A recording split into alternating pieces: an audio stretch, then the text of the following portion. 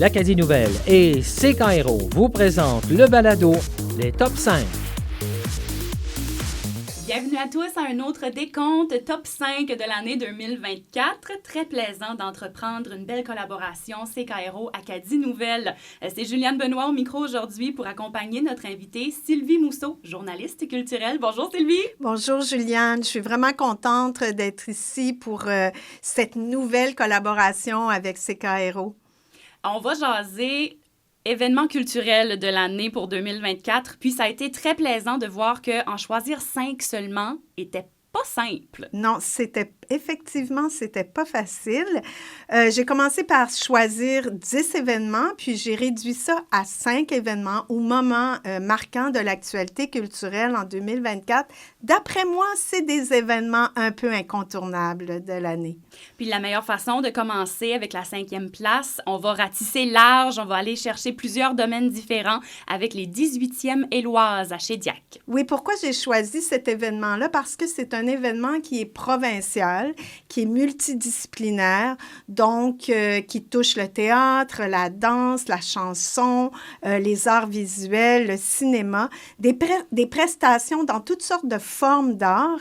Et parmi les événements des Éloises à Chédiac, évidemment, il y avait la soirée des prix Éloises, où 13 statuettes ont été remises et on a remis le prix hommage à Marie-Hélène Alain, qui est une sculptrice originaire de Sainte-Marie-de-Kent, qui a plus de 50 ans de pratique artistique. Ses œuvres, principalement en pierre, sont exposées un peu partout, dans différents musées. C'est vraiment une artiste de renom. Et quand elle a reçu son prix, je dois dire que j'ai été très touchée. C'est une artiste que j'admire beaucoup. Alors, c'était évident de lui rendre hommage à cette artiste-là.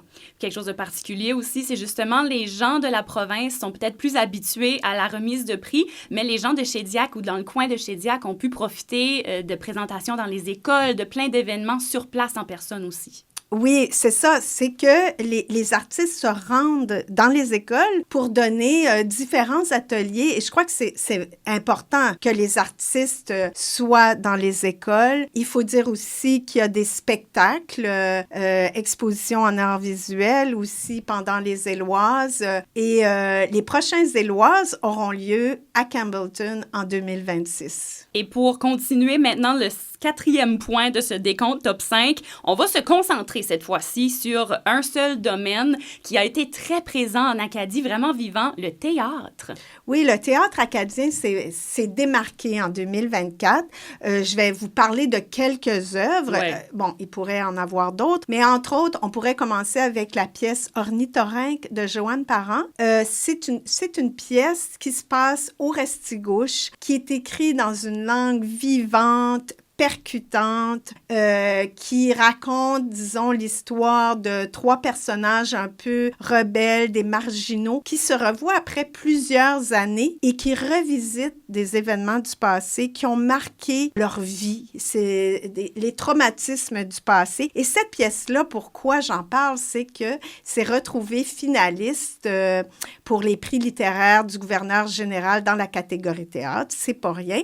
Joanne Parent, c'est sa première publication, parce que la pièce a été publiée, et c'est aussi sa première production professionnelle. Absolument. Ensuite, il y a le théâtre documentaire qui s'est démarqué cette année. C'est un genre qui est plus ou moins connu, en tout cas qui se fait pas beaucoup en Acadie. Et cette année, on a eu droit à 2 pièces de théâtre documentaire, dont Parler mal, qui traite de l'insécurité linguistique. C'est une pièce écrite par Gabrielle Robichaud et Bianca Richard. Ensuite, Vent à vendre, une pièce de Mathieu Girard, l'auteur de Caraquette, qui traite du projet de parc éolien qui avait suscité toute une controverse. Et c'est une pièce qui a fait beaucoup jaser. C'est ce que je trouve intéressant avec le théâtre documentaire, c'est que les gens, après la pièce, discutent avec les comédiens. Ça fait réfléchir, ça fait discuter et on apprend plein de choses. Puis peut-être un dernier point, je reviens à Parler mal.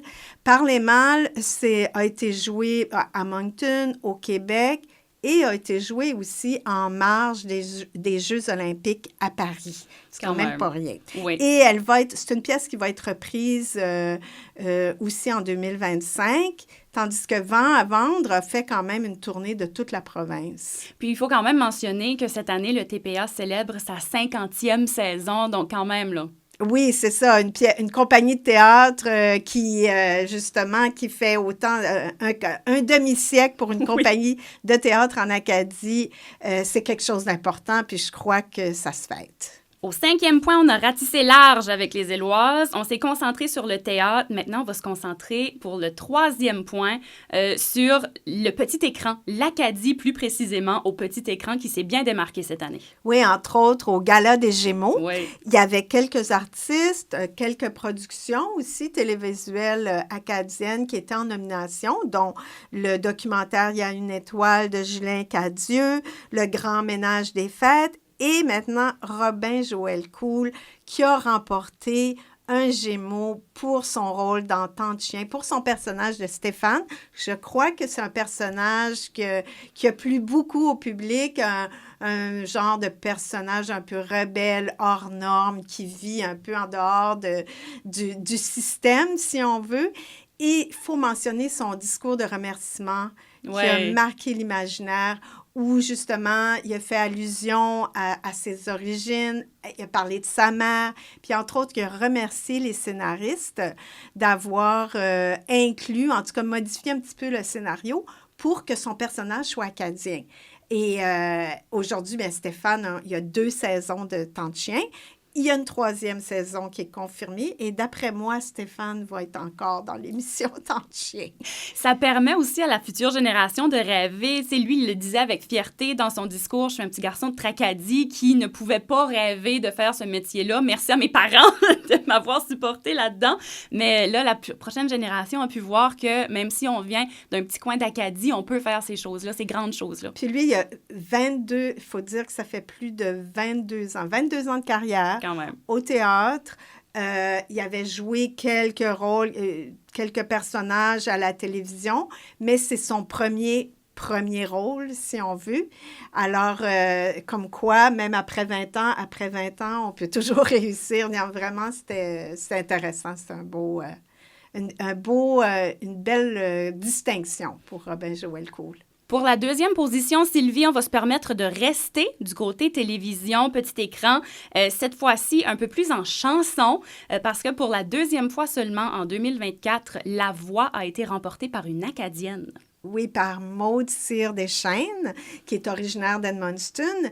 Effectivement, c'est la 2e fois. La première fois, c'était Josiane en 2020. Cette fois-ci, Maude a remporté La Voix, la 10e saison de La Voix. Et il faut mentionner, entre autres, qu'elle a tout fait son parcours à La Voix en chantant en français. Très important pour elle. Et je me souviens très bien qu'en entrevue, elle m'a dit, pour moi, c'est important de chanter en français. Cette victoire-là, c'est un tremplin pour l'auteur, compositrice, interprète, ce qui lui permet, en remportant, elle a remporté une bourse de 50 000 $, un contrat d'enregistrement d'une chanson. Donc, tout le travail reste à faire. Ça l'a bien dit. D'ailleurs, après La Voix, on l'a vu sur la scène de la Francofête en Acadie, où elle est venue présenter une vitrine comme bien d'autres artistes. Ouais.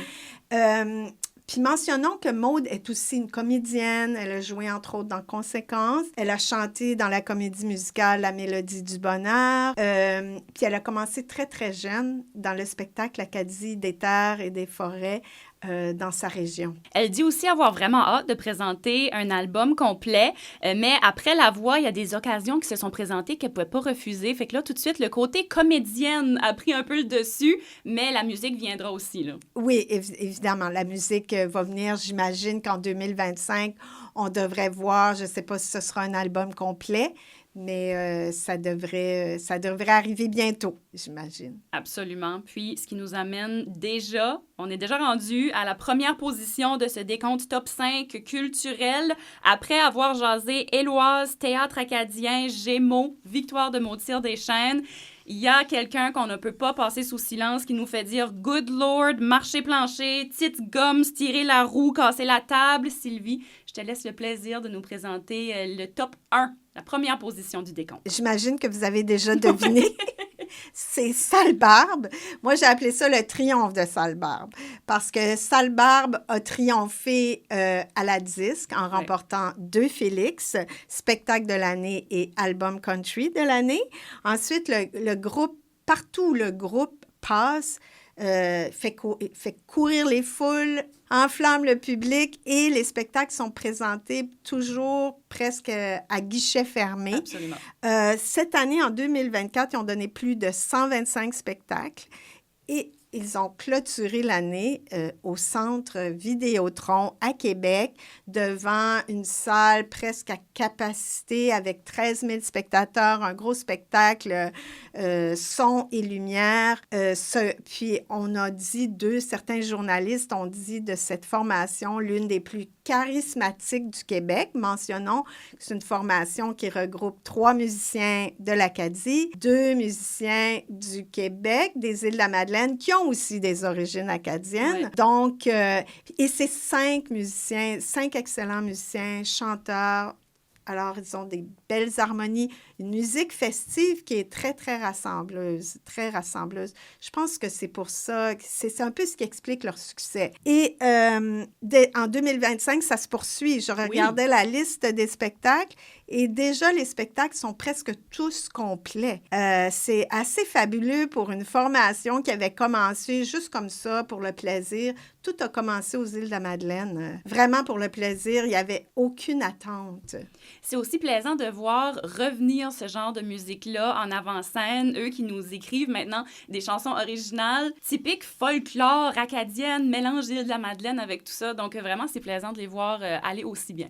Oui, c'est ça. Au début, ils reprenaient des chansons du répertoire, surtout d'inspiration cajun. Puis, à leur deuxième album, ils ont décidé d'écrire des compositions originales, et tout comme leur troisième album. C'est des compositions originales avec À boire de bout. Absolument. Puis les gens attendent toujours avec impatience leurs nouveaux extraits. Nous, on va attendre avec impatience de voir ce que 2025 leur réserve.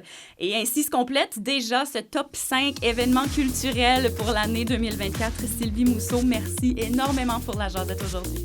Bien, merci beaucoup, Juliane, et j'espère qu'on va se reprendre pour une prochaine jasette.